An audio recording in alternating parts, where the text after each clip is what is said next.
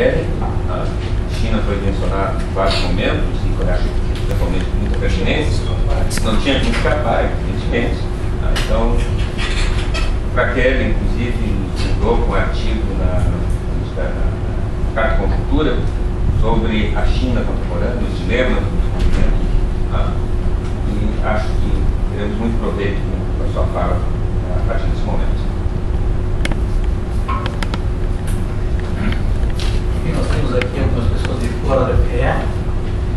Gostaria de dizer que eu sou professor aposentado da URGS, aposentei em 1996, foram 30 anos, né, lecionando cadeiras de economia. E na fundação eu estou desde 1974. Na verdade, cheguei aqui em 73, 4 meses antes de criar a fundação. Criei esse período de trabalho na fundação e fiz fazer um certo distanciamento daquela área que era o meu maior desejo como professor, que era a área de econometria dos Estados Unidos.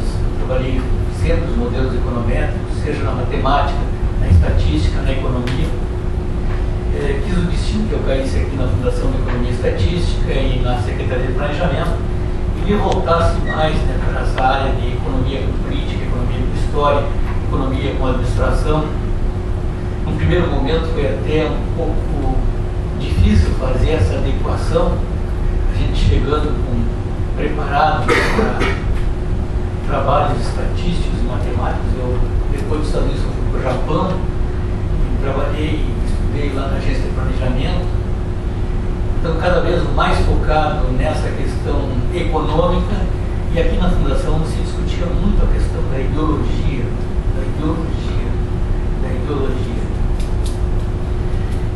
Eu tive uma oportunidade ímpar, que foi lecionar método em economia, no pós de economia da URGS. Então me preparei ali, não sei 4 anos, estudando história da filosofia, estudando a parte de metodologia e economia, para entender, né, todos esses conflitos entre a formação convencional que se tem nos Estados Unidos e as visões alternativas que se trabalha aqui em países naquela época chamados de terceiro mundo.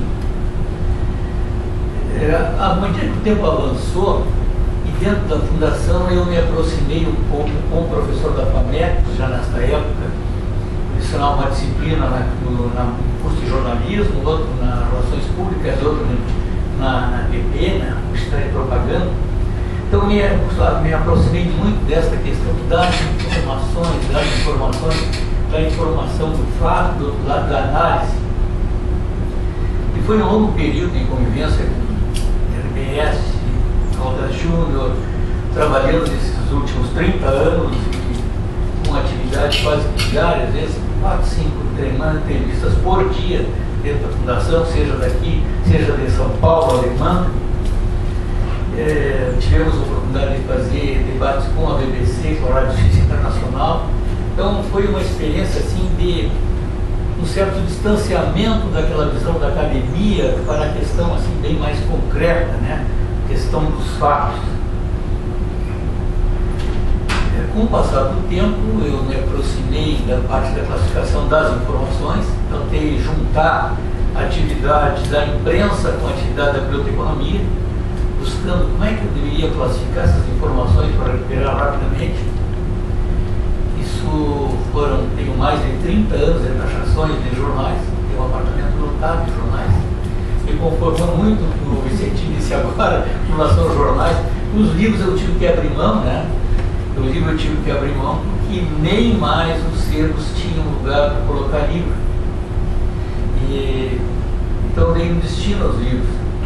É interessante querer trazer dos Estados Unidos uma enciclopédia britânica, papel lavado, né? Algo maravilhoso, chegar num momento que consegue obter as informações na internet. Aqui teria alguns conflitos, mas com o jornal não. Eu sempre digo assim, o jornal de hoje vai ser livro daqui a um ano. Então, o jornal de hoje que vai ser livro daqui a um ano me permite que durante um ano eu tenha autonomia do povo. Eu sei que daqui a um ano alguém vai escrever sobre esse conteúdo que está aqui. Em segundo lugar, eu comecei a deslocar do jornal para os vídeos. Eu estou há 22 anos trabalhando com vídeos, né? São 30 mil horas de imagens. E aí eu começo a ver o hiato que existe entre a informação do jornal sobre um fato e o fato que eu vi no vídeo.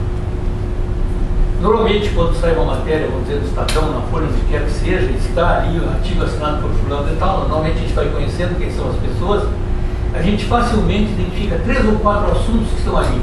Mas quando a gente acompanhou o que realmente aconteceu, são 50, são 100 temas que podem ser analisados. De uns 10 anos para cá começaram a surgir os jornais na internet, e com o jornal papel, e com os vídeos, e com o jornal na internet, o meu grande adversário é o fuso horário.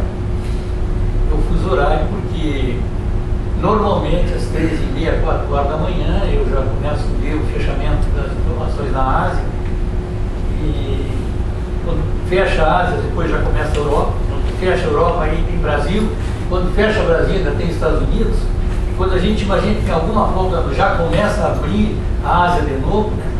O único momento de folga que a gente tem é sábado de noite, não existe mais possibilidade alguma.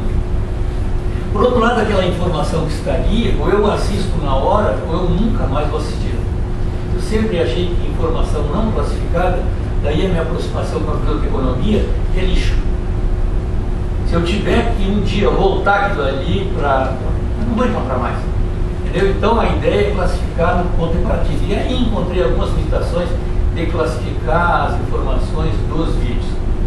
De qualquer maneira, a atividade do vídeo é interessante, e aí eu entro na palestra de hoje, a crise internacional e a situação da China, né, e a economia chinesa. Eu procurei, digamos assim, nessa minha experiência, a minha casa, os canais da Sky, antigamente a minha parabólica, outra época outros canais, o canal hoje, 600 canais que se consegue ter acesso, né?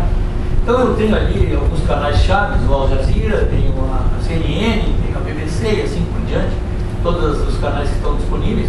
Isso me permite ser um observador praticamente do mundo, né? E aqueles lugares onde eu morei, eu continuo 40 anos depois acompanhando quase que diariamente. E aqueles lugares que eu não morei, mas onde eu estive, também eu procuro fazer da mesma maneira. E isso me permite ter uma ideia assim de mundo, né? Dos fatos, da interpretação que as pessoas fazem, de como os eventos efetivamente ocorreram. Então, em função desse embasamento todo, eu preparei algumas informações para comentar hoje. Algumas sobre a crise internacional e outras sobre a China. Eu diria que hoje eu trabalho a informação muito mais aquela que na administração falava uma vez, administração por crise, né? Eu nunca tinha tido acesso a essa informação. Ontem, por exemplo, tem alguns canais do Brasil que são muito interessantes, o canal Sesc, o canal 3, o canal da TV Brasil, o canal 116, dão dimensões do Brasil e debates sobre o Brasil como eu nunca imaginava que era possível ter acesso. Ontem, por exemplo, eu acompanhei a influência americana no Brasil, a vinda dos imigrantes para a região ali de Campinas, Piracicaba, né? Foi uma de tantas informações que eu achei interessante. Mas muitas dessas informações na escola de administração, onde eu lecionei quase toda a minha vida no pós, eu utilizava muito essas imagens. E tinha imagens que eu via 30, 40, 50 vezes, às vezes até se confundia se eu tinha estado lá ou não. E eu procuro sempre trabalhar com Wikimápia e começar com o Golfo Pérsico. Eu digo, a história do mundo passa pela Arábia Saudita, pelo Iraque, pelo Irã, pelo Afeganistão e pelo Paquistão. Muito se decide aí. Como nós estamos muito distantes, as pessoas têm que voltar o interesse para lá. E a partir daí começa a jogar a história do petróleo, a parte do nacionalismo do petróleo em cada um dos países, e conclui dizendo que os Estados Unidos têm a Arábia Saudita um parceiro, os Estados Unidos estão no Iraque, o Irã é o adversário, os Estados Unidos dizem que o Bush, uma época, disse que tinha ganho a guerra no Afeganistão, e o Paquistão é o centro hoje de tudo que está acontecendo, né? Deslocar o foco para lá implica trabalhar bastante Al Jazeera, ter muita informação e acompanhar algo que está muito distante dos nossos noticiários. Então, com todo este ponto de partida, eu diria o seguinte, para me deter num momento muito Falcão. Eu acompanhei a crise de 2000 da nova economia. E até aquela crise da nova economia e a injeção de recursos que o Bush pai colocou, melhor que o Bush filho colocou, a economia tinha um trimestre positivo, onde os republicanos saudavam como a recuperação da economia americana, e um trimestre extremamente débil da economia, onde os democratas diziam vamos para uma outra recessão. E assim foi, até que em 2003 a economia mundial, a economia americana, saiu desta crise. E de 2004 a 2007 nós tivemos assim um período quase que sem precedentes em termos de desempenho da economia. Seria, como se dizia, o melhor dos mundos, né? Em termos de comportamento de PIB em âmbito global. Mas durante aquele período já havia referências à possibilidade de termos uma crise na área do setor habitacional dos Estados Unidos. Outro está assim acompanhando as informações em diversos lugares, a gente vai conhecendo jornalistas, alguns a gente começa a selecionar, dizer se eu não posso perder. Por exemplo, eu não perco nunca os programas da CNN, o Farid Zakaria, sobre a questão de economia, de história, política, economia internacional. Vai ao ar aos domingos, às 11 horas neste momento, e repete às 17 da tarde. Ele consegue reunir figuras extremamente importantes e numa mesa, em 6, 7 minutos, ele consegue tirar as informações de cada um e ainda fazer uma conclusão. E isso assim me impressiona, né? Quando eu assisto um programa de uma hora e meia de debate, e às vezes não se chega a conclusão nenhuma. Então, de repente, começa o assunto da habitação ser o problema central. Inicialmente era um problema setorial, era no setor da habitação, de repente começa a surgir a figura das subprimes. E à medida que a crise começa a avançar, a gente olha para trás, o que se tinha até então? Nós tínhamos um histórico de crises que elas diminuíam, elas tinham no mínimo um prazo de 6 meses de duração. Então o National Bureau of Economic Research tinha estabelecido, né, 6 meses ou 2 trimestres consecutivos, já estamos numa recessão. Então essas crises tinham no mínimo 6 meses, no máximo 16 meses, na média 11 meses. Então quando uma crise começava, a gente já tinha uma ideia preliminar que em 11 meses o problema estava resolvido. E aí chegamos a essa crise das hipotecas. Eu nessa época comecei a trabalhar um blog. Eu tenho um blog na Escola de Administração da URGS, onde eu escrevo diariamente, www.eaescoladeadministração.urgs.br/blog. E eu lembro desse período eu escrevia diariamente, né? Olha, aquele problema de liquidez que está vendo lá nos Estados Unidos, está começando agora aqui na Áustria. Olha, o problema está vendo na Inglaterra. Então, trabalhar o dia a dia e os fatos é uma coisa interessante, que a gente vai, digamos assim, incorporando informações novas, consolidando algumas ideias, né? Esse aspecto conjuntural que o Vicentini fez referências, permite que a gente possa trabalhar o conjuntural estrutural, que era um grande desafio que nós tínhamos na FEE nos anos 70, né? Discutia aqui muito análise conjuntural e análise estrutural, e tinha gente que puxava para um lado e puxava para o outro. Então este hiato a gente começa a preencher à medida que as informações vão sendo acumuladas. No dia de ontem, por exemplo, eu publiquei um artigo no Jornal do Comércio que fala sobre a crise internacional, e a FEE divulgou hoje a carta de conjuntura que fala sobre a China. Então o artigo do Jornal do Comércio de segunda-feira e a carta de conjuntura de ontem eu devo colocar no meu blog hoje à noite, né? Aí fica, vocês podem ter acesso às informações que eu repassei nesta oportunidade. Então, do setor da habitação, o problema foi tomando corpo, porque as pessoas que tinham financiamentos fizeram novos financiamentos, a valorização dos imóveis avançava, assim como a valorização das empresas de informática avançava.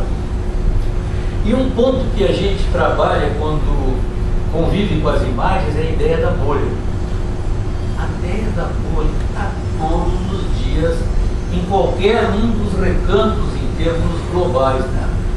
Há uma bolha aqui, uma bolha lá, uma bolha aqui. Então a crise aparece com essa identificação, e as pessoas começam no momento identificar A partir daí eles começam a criar um ambiente de debates, as pessoas fazendo a crítica, as pessoas fazendo contraponto sobre a ideia das bolhas. A crise da habitação se transformou numa crise de liquidez, começou a faltar dinheiro, e aí entram as instituições, né? O Banco Central dos Estados Unidos, o Sistema da Reserva Federal, o Banco Central Europeu, o Banco do Japão, e todos eles injetando liquidez. E essa injeção de liquidez, ela vai avançando, não é mais uma questão setorial, no setor real da economia, mas ela passa para o setor financeiro e ela começa a se transformar num problema muito mais sério, porque a autoridade monetária quer suprir aquela liquidez que falta. Só que chega um momento que a autoridade monetária começa a pensar, mas será que esse intermediário financeiro, por mais que eu colocar liquidez lá, ele ainda tem solução? Então, de repente, começam a aparecer os bancos na fila daqueles que não têm condições de sobrevivência se não houver injeção de liquidez. E essa injeção de liquidez, ela avança. Eu lembro em outubro, num domingo à tarde, eu nunca mais vou esquecer isso, a imprensa começou a dizer que haveria uma entrevista com autoridades americanas naquele domingo à tarde. O que estava em discussão era o caso do Lehman Brothers. A vantagem de trabalhar com imagens é que a gente assiste o Obama 3, 4 vezes por semana, a gente assiste a Angela Merkel quase todos os dias. Né? Então essas autoridades, os que viajam da China, do Japão, a gente está plenamente acompanhando eles. Então, ao acompanhá-los, a gente tem digamos assim, um conhecimento específico sobre a estratégia que eles estão tentando colocar em curso. Então, por isso eu fiz referência à ideia dos fatos, né? Aquele domingo de 2007, 2008, melhor, nos levou então à decisão de que não haveria saída para o Lehman Brothers. Posteriormente, eu gravei um programa, uma série de uma hora de duração, esse programa, onde aparecem os próprios atores, né? Aparece o Tim Geithner, que é o secretário do Tesouro americano, aparece o secretário de Estado americano, todos eles tentando discutir como proceder. O Geithner, naquela época, era o governador da época do banco em Nova York, então ele participa com o secretário do Tesouro para tentar dar um final da crise naquele domingo, e no momento se decide que não vai se salvar o Lehman Brothers. Só que o secretário do Tesouro americano era o concorrente dele na época que ele estava em Wall Street. E então aquele intrincado, né, aquele relacionamento, aquela rede que se monta a partir daí, começa a produzir algum tipo de resultado. E dessa forma, depois da crise da subprime, passando pela crise de liquidez, chegando a uma crise bancária, se chegou ao apogeu da crise que se chama crise de confiança. E na crise de confiança, ninguém empresta para ninguém. Neste momento, nós estamos assim na passagem desse terceiro para quarto estágio na Europa. Vocês devem lembrar as manchetes, né? Como eu faço taxação do Estado, da Folha, do Valor, dos jornais de Porto Alegre, mais o Brasil Econômico, mais outros jornais, eu lembro que um dia para outro começou a ser concreto. Então a situação começa a ficar uma situação quase que irreversível. E nessa época nós tivemos assim o que foi o primeiro mergulho, né? Que foi a recessão mundial de 2009. Então, na recessão mundial de 2009, o PIB mundial, a locomotiva mundial, em vez de ir para frente, foi para trás, deu ré. E, numa série de palestras que eu tenho feito sobre a crise de 2009, eu começo a abrir a informação, decompor a redução do PIB de 0,6 e abro, né, entre as economias avançadas e as economias emergentes. E eu vejo que passo para o aluno a ideia de que esse 0,6 se deve ao comportamento das economias avançadas. O PIB americano recuou mais do que 2%, o PIB europeu recuou mais do que 4%, e o PIB japonês recuou mais do que 6%. Não fosse a China e a Índia, com os crescimentos que apresentaram em 2009, nós teríamos assim uma situação gravíssima. De qualquer maneira, e eu passo de 2009 para 2010, 2010 era o ano da saída da crise. Em épocas anteriores, quando o NBR sinalizava, olha, terminou a crise, a gente começava a esperar pela retomada. Desta vez a crise vinha com o setor financeiro, então era uma crise muito mais profunda que tínhamos anteriormente. Precisamente o NBR fixou assim, a crise começou em dezembro de 2007 e terminou em julho de 2009. Esse é o número oficial. Essa é a duração da crise. A partir de julho de 2009, a economia vai crescer. E dentro desse otimismo relativo, se recebeu e acompanhamos a economia mundial em 2010. E efetivamente a economia mundial em 2010 cresceu 5%. Ora, se a economia mundial cresceu 5%, e se a economia anterior era economia de recessão, muitos saudaram aquilo como uma retomada global, ou seja, a crise chegou ao final. Só que muitos não consideraram que os 5% era em cima de um recuo do PIB. O Japão diminuiu em 6% do PIB, a Europa menos 4%, os Estados Unidos em menos 2,3%. Qualquer número que viesse em 2010 mostraria crescimento. Só que a base de comparação era extremamente frágil. Por tudo isso, porque já sabia de antemão que 2010 era um ano em que o desempenho vinha em cima de uma base frágil de 2009, 2011 era o ano da prova dos 9. 2000 era o ano para fechar se efetivamente a economia mundial se recuperava ou a economia mundial entrava em crise. 2011, então, que é o ano da consolidação, ele tem, digamos assim, problemas em cada uma das economias avançadas. Nós temos aquela crise de Fukushima, né? A crise de Fukushima começou com o episódio na usina. Todos os dias a NHK e as televisões aqui das economias avançadas retransmitindo, eu gravava a gravidade da situação. Mas quem acompanhou os outros problemas anteriores em outras usinas nucleares já sabia de antemão que o processo começou a fugir do controle. E cada vez era no primeiro reator, depois era no reator 4, e aí quando começou o reator 3, e o quadro foi até que me lembro, de uma semana atrás, eu tinha gravado as informações da quantidade de água que teve acesso ao oceano, de água contaminada daquela usina. O fato de afetar a cadeia produtiva japonesa fez com que nós tivéssemos problemas em 2011 na economia do Japão. Então, simplesmente, eu criando uma barreira para o avanço da economia da cadeia produtiva, automaticamente surge esse problema. Se no Japão eu tenho esse ponto como referência, na Europa surge a questão do endividamento.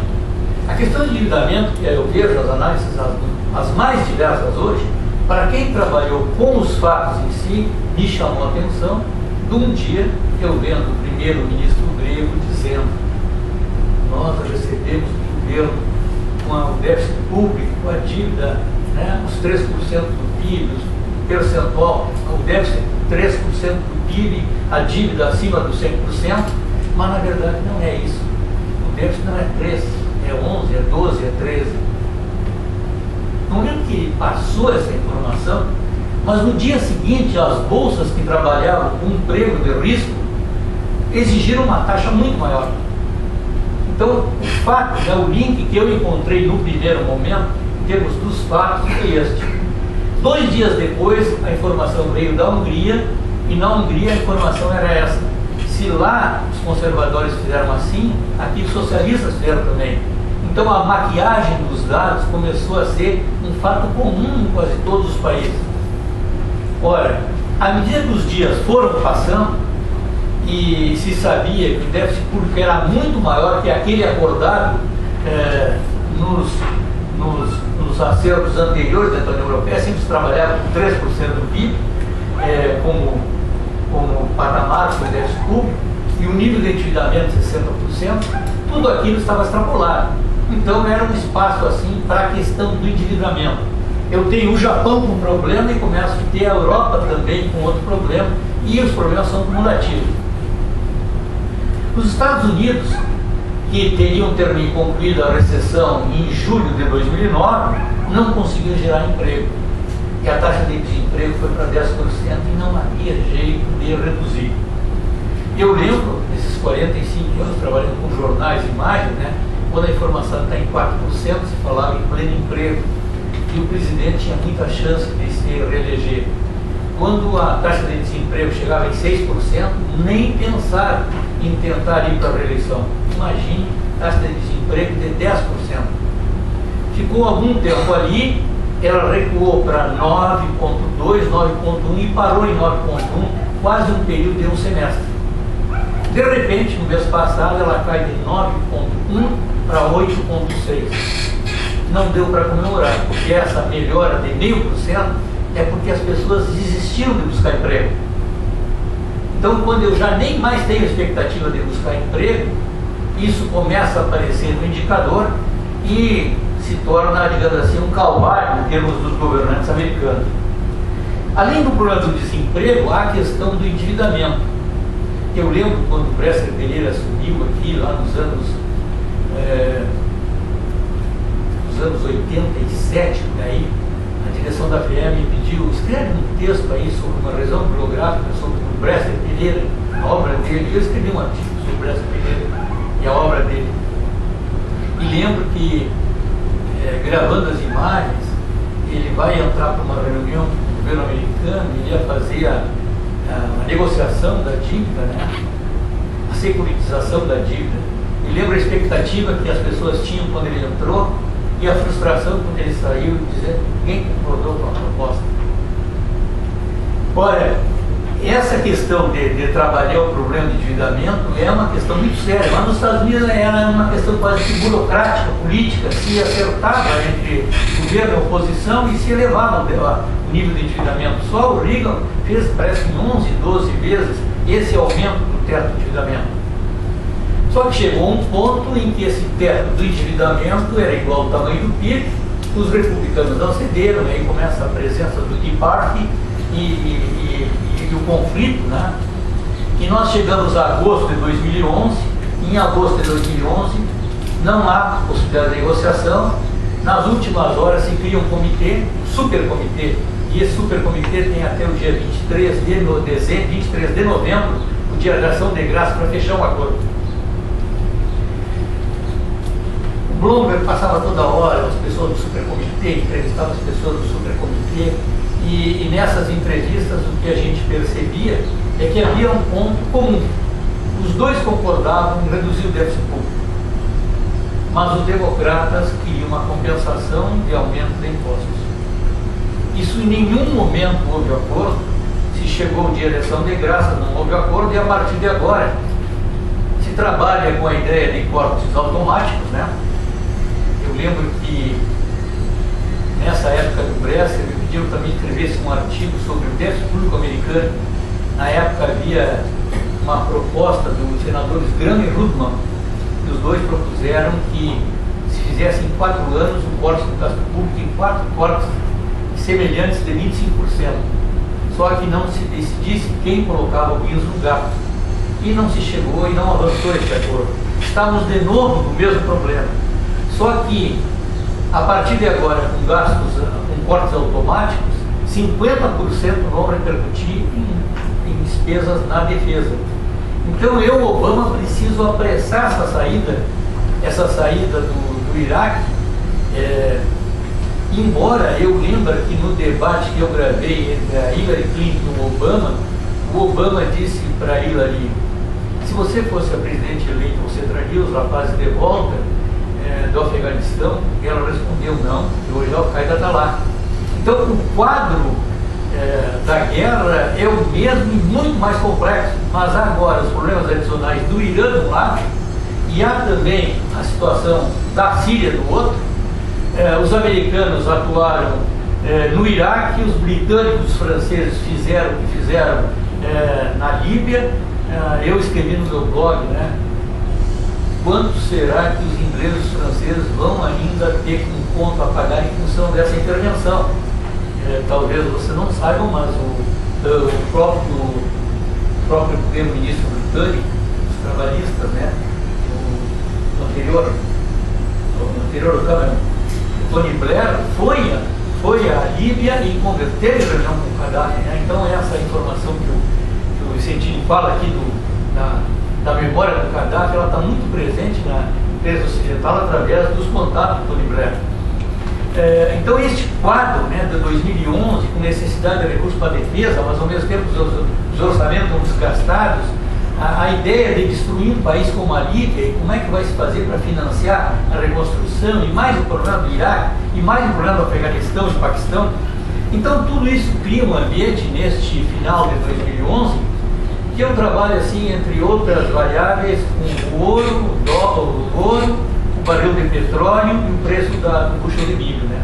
Então veja ali, petróleo dá uma ideia se a cadeia produtiva vai continuar estimulada.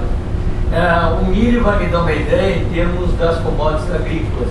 E o ouro vai ser, se tudo der errado, como vai ser a opção em termos de ouro. A China se insere então neste quadro, que passou pela maravilha que foi em termos de desempenho em 2004, 2007, embora estava sendo semeada aí a crise das subprimes, mas o desempenho foi um desempenho incrível, e a China atravessou esse período com taxas elevadas. No período, por exemplo, 93, 2002, ou até a crise da nova economia, a economia chinesa crescia 9,8%.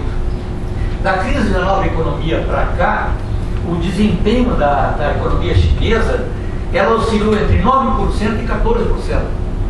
Então, no momento em que nós estávamos assim, no apogeu daquele crescimento 2004 e 2007, a economia chinesa cresceu acima de 14%. E quando nós tivemos a recessão mundial de 2009, a economia chinesa cresceu apenas 9,2%. Apenas para o desempenho chinês.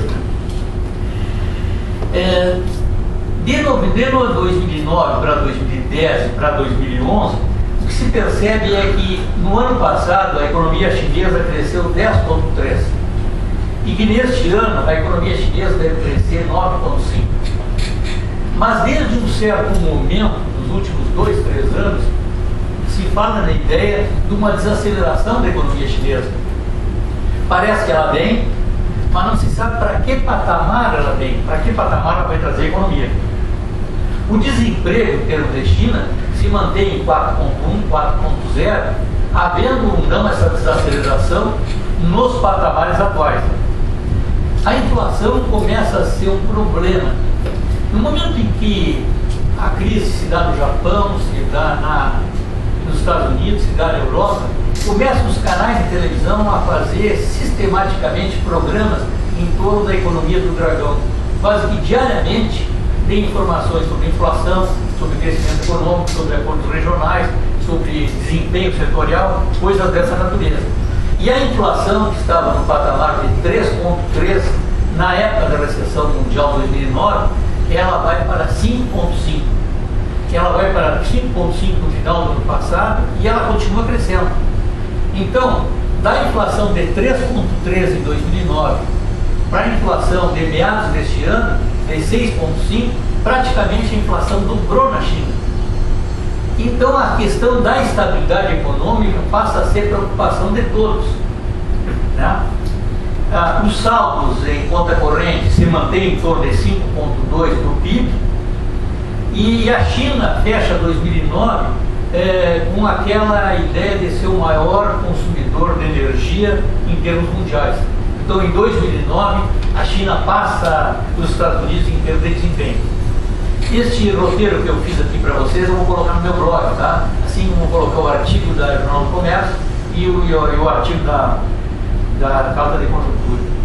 Quais eram os dois problemas que nós enfrentávamos, o que nós víamos na China, pelas análises que os jornais e a imprensa e textos técnicos divulgavam na época, era o problema do excesso de liquidez e a questão da inflação. Então começa a haver, num primeiro momento, enxugamento de liquidez, começa a haver a preocupação com a questão da inflação, E era muito uma coisa semelhante ao que nós tínhamos no Brasil no início da gestão da Dilma, né? A Dilma assume bem um período de recrudescimento da inflação. E as autoridades monetárias aqui, inclusive, elevam a taxa de juros. E isso, inclusive, também aconteceu lá. Só que os números da China mostram uma taxa de inflação, IPC, Índice de Preço ao Consumidor, de 6,1 em setembro, ou seja, ela caiu de 6,5 de agosto para 6,1 em setembro e para 5,5 em outubro. Então a inflação na China está cedendo, assim como no Brasil, embora o número deste mês já mostrou uma oscilação diferente em termos do Brasil. A pergunta é se a China já vive hoje um processo de desaceleração. Será que os 10,5% que a China cresceu no ano passado, os 9,5% deste ano e o que há de vir para 2012, 2013, sinalizam uma desaceleração da economia chinesa? O quadro de preocupações era esta até os 2 meses atrás. Há 2 meses atrás, o foco estava na questão da inflação e digamos assim, o governo, as autoridades dizendo: a inflação está cedendo, os jornalistas não aceitando muito essa ideia, até que os números fossem divulgados, até que de um dia para o outro começa a se discutir a situação dos bancos chineses. E aí começa a haver injeção de liquidez. E eu comecei dizendo, né, nas nossas crises, há uma crise setorial na habitação, nos Estados Unidos, depois a questão da liquidez, aí começam os bancos, até que você chega a uma crise de confiança. E começou a se injetar recursos no Banco Agrícola, no Fiscal Comercial, no Banco da Construção, no Banco da China, sempre com recursos do Fundo Soberano. É fundamental que se entenda que a China tem recursos em termos de reservas expressivos. Então essa injeção de recursos começa a mostrar para os analistas ocidentais uma preocupação que era comum aqui, na crise das subprimes, e que é comum na Europa hoje. Porque hoje os bancos europeus estão altamente contagiados pela crise europeia. Quem acelera ou não o processo são as agências ordenadas de risco à medida que dão a nota. À medida que ela dá a nota, isso aí gera uma insatisfação no ambiente político europeu, assim como acontecia nos Estados Unidos. E não se imaginava na época que a dívida americana ia ser reduzida a nota tríplice A para AA+. E que a partir daí, a nota para bancos, a nota para empresas, isso aí ia se proliferar. E sempre que as agências de análise de risco dizem que um problema existe e que elas vão agir, sempre são 3, né, grandes agências que são mais conhecidas, uma age, depois vem a outra, a terceira age, e aquilo consolida uma nova realidade. Ora, no momento que a nota baixa, automaticamente para rolar dívida, há um distanciamento entre o que é cobrado pelo título do Tesouro americano e pelos títulos dos tesouros dos países que estão em crise. No caso da Europa, o título do Tesouro não é americano, o título do Tesouro da Alemanha. Então, assim como nós temos um risco no Brasil, eles têm um risco lá do país deles, mas o diferencial é a taxa de juros, a taxa que se cobra para rolar dívida entre o título alemão e os demais. Então a questão alemã, a questão europeia e a questão chinesa, a questão europeia e a questão chinesa, elas vão se desenvolvendo quase simultaneamente. As preocupações dos analistas correm em paralelo. Só que, assim como o Brasil age rápido, assim como os americanos agiram rápido na crise de 2007, aliás de 2009, também os chineses agem rapidamente e dispõem de recursos. Na Europa não. A Europa ela foi por partes. É incrível hoje, eu mais ou menos acho que fechei o artigo do Jornal do Comércio com essa ideia, né? Como é que pode um país como a Grécia, um nível de dívida que tinha, um PIB de 300 bilhões de dólares, uma dívida de 142, 124% do PIB, como é que pode um país gerar tudo isso? Mas é que entre a crise no setor financeiro e a atenção do mercado para financiar de um lado, e a discussão de consensos políticos para agir, no mundo da internet, é praticamente impossível harmonizar este quadro. Antigamente, quando os parceiros americanos estavam no Egito, estavam na Tunísia, em todos esses países, esses parceiros eram americanos, né? À medida que eles começaram a cair com a Primavera Árabe, os sauditas dizem: vocês não vão agir, Mas é impossível agir quando pela internet eu consigo reunir numa praça pública 1 milhão de pessoas. Então o processo sai do controle. Eu lembro de ter gravado um programa de meia hora sobre a Primavera Árabe no Egito, uns 6 meses atrás, os estudantes nas praças do Cairo bebendo e comemorando. O Mubarak saiu, a partir de agora a situação está maravilhosa. Passaram alguns meses, a Deutsche Welle foi de novo lá, já havia o atrito dos estudantes com os militares que estão no poder. Então começa um impasse muito maior. Então essas crises hoje não é uma crise apenas que eu tenho que rolar dívida, que eu tenho que buscar capital para isso. Na outra ponta, quando eu assumo o receituário, como foi a do dia 9, eu acho que se torna uma situação crítica. Por quê? Porque eu tenho que cortar salários, eu tenho que cortar pensões. Então tudo isso, num centro, Bruxelas, se toma uma decisão que se confunde com a ideia da Alemanha e que tem que chegar no outro extremo, na praça pública de Atenas, tem que chegar em Roma, tem que chegar aqui e acolá. Então a crise avança nesse processo. Na China, havia muito a lembrança de Tiananmen, a Praça da Paz Celestial. Então, quando começaram as manifestações dos estudantes, é preciso estar muito atento ao que possa acontecer. 2012. Muita incerteza, muita dificuldade de, digamos assim, sinalizar o que possa acontecer. Quando os anos passarem e eu puder olhar para o retrovisor, essa é uma maravilha, dar uma explicação. Só que na mídia do primeiro mundo, na mídia que era o terceiro mundo, na mídia asiática, na mídia africana, as pessoas querem saber, e agora? Meu pai faleceu com 103 anos, dizia, haja saber uno, né? Bem, agora o que vai acontecer? O ano começou com um cenário dado pelo FMI que 2012 a economia mundial cresceria 4%. Então eu traço aí 2 cenários para 2012. Eu trago isso não.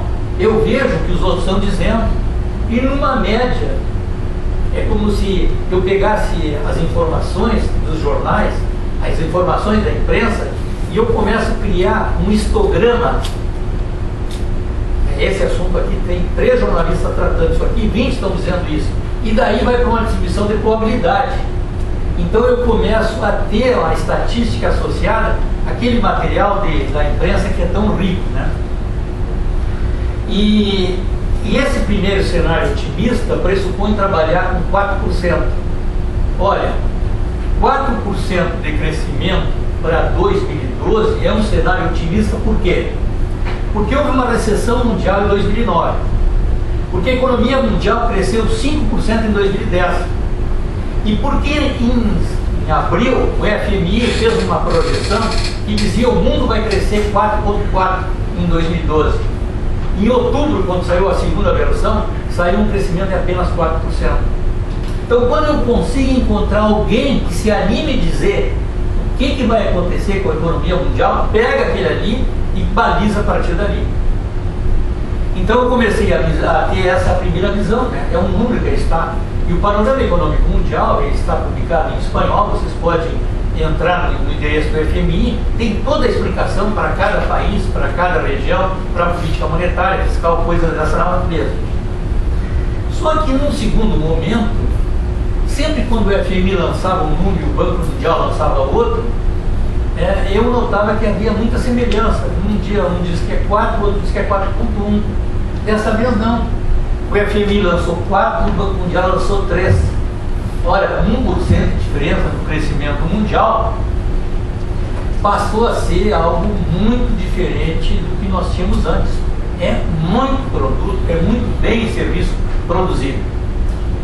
O tempo passou e eu comecei a ter acesso, porque quem trabalha com informações, com jornais, com mídia, digamos assim, tu está sempre perante um desconhecido, que você acostuma a trabalhar com 10, 12, 20 fontes de informação. No meu blog ali eu tenho uma classificação das informações que eu usei a partir da Economia, mas sempre aparece novo. E aí eu comecei a perseguir melhor a OCDE e me chamou a atenção que a OCDE dizia que haveria uma desaceleração muito maior da economia mundial. essa desaceleração da economia mundial, eu gravei toda a análise. A televisão espanhola, ela coloca no ar, independente se a autoridade é dinamarquesa, é da Suécia, é da Alemanha, ela coloca em espanhol, a gente pode acompanhar o vivo, a pessoa dizendo em alto, bem com tom, né, que a desaceleração é muito maior que a estável. Essa pessoa foi entrevistada pela Folha, pelo Estadão, eu tenho essa entrevista, e ele dizia, olha, eu acho que a desaceleração vem, e ela vem, mas ela não traz junto uma aterrissagem forçada para a China. A China vai desacelerar, porque se eu tenho China no Japão, se eu tenho endividamento na Europa, se eu tenho endividamento e tenho desemprego nos Estados Unidos, o único caminho que me sobra é China e Índia. Então a China é o centro da atenção em nível global, e os grandes números estão sempre acompanhados, e eu noto, né, na gestão do Jiang Zemin, o Jiang Zemin, eu gravei a entrevista quando ele veio à Casa Branca, depois quando o Clinton foi lá, há uma mudança de comportamento daquela gestão Jiang Zemin para a atual, Verjabal, Rugental, coisas desse tipo. São muito mais qualificados em ter negociação, são muito mais flexíveis, muito mais atualizados em termos de mundo ocidental e muito mais exigentes, né? No governo Bush eles eram pressionados para cada reunião que se fazia 45 dias entre os governantes chineses e os republicanos, até o momento que eles disseram, nós só vamos continuar as reuniões se vocês botarem os democratas juntos, né? E o Bush deu os 45, 90 dias para se mexer na cotação do yuan. Poucos dias depois, a cotação do yuan foi alterada em 2,1. Simplesmente eles trocaram o dólar por uma cesta de moedas e deixaram até agora. Os americanos estão esperando por essa mudança em termos da cotação do yuan. Há um outro professor, Michel Petit, que fala que é professor na China, na Universidade de Beijing, dizendo o seguinte: para 2013 nós vamos ter uma desaceleração muito mais forte dessa que está sendo prevista pela OCDE. E ele trabalha com uma taxa de crescimento em torno de 3% do PIB. Ora, para quem crescia 10, 9, né? Então, quais são os problemas que eu vejo?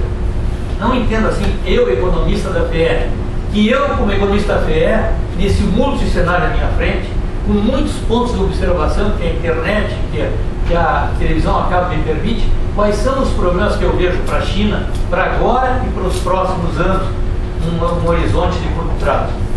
Em primeiro lugar, a meta da inflação. Surpreendentemente, eu me lembro de ter escrito no blog, alguns meses atrás, que eu achava difícil a China fazer essa regressão.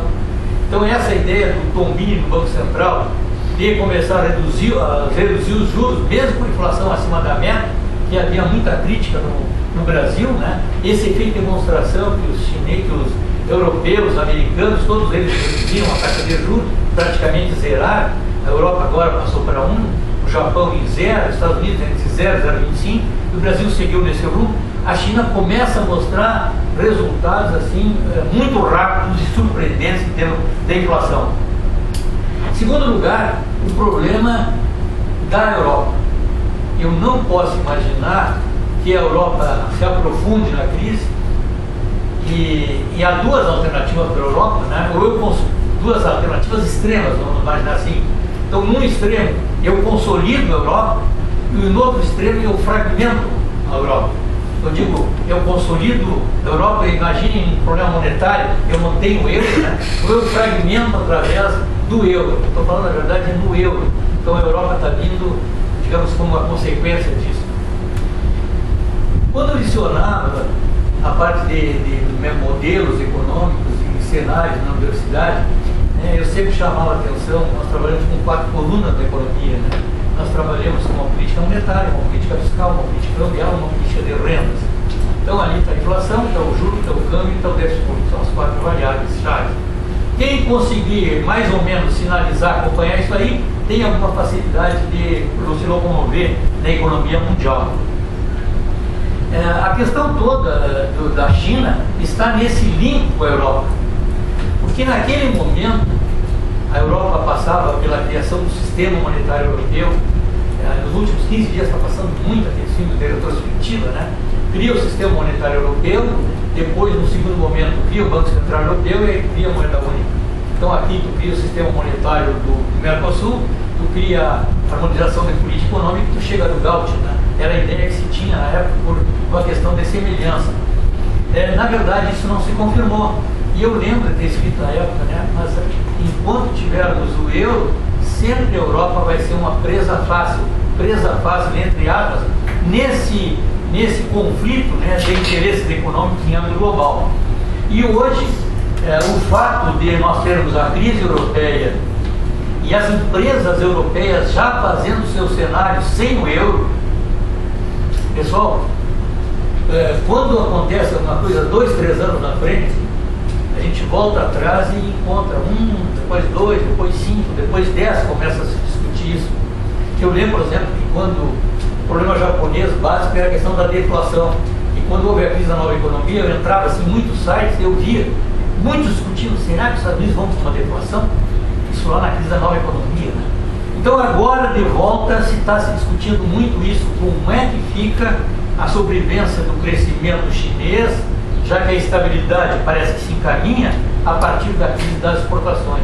Então, os Estados Unidos o que fizeram? Os Estados Unidos, a questão de 90 dias atrás, mandaram o Tim Geithner para a reunião da União Europeia. Eu consegui gravar essas imagens, quando passaram a palavra para ele. E ele começou a dar um receituário, e ele não conseguiu terminar de falar, porque o representante europeu diz: o senhor está aqui, é nosso convite, o senhor não tem nada que nos dar recomendações, e o senhor encerra o seu pronunciamento. E ele voltou para os Estados Unidos, ou seja, era um fosso que estava se abrindo. Nessa segunda-feira passada, o Obama mandou ele de volta para a Europa. Ele começou pela Itália na segunda-feira e foi nos principais países conversar com as lideranças que aí estão, porque na Itália tem um governante novo, na Espanha